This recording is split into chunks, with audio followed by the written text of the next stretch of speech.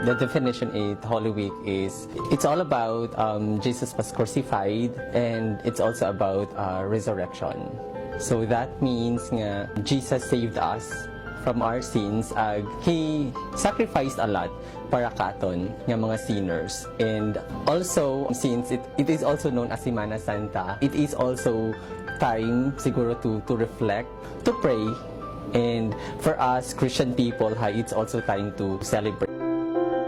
Gina-celebrate ko siguro Holy Week.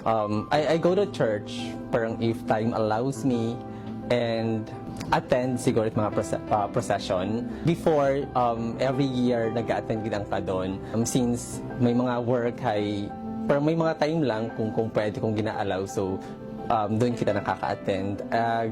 Also nga, bawal ko na mag-count it mga meat. So, I also follow that nga bawal mag-count it mga meat, and do fasting. So, doing normal ang gina-obra pag mga Holy Week.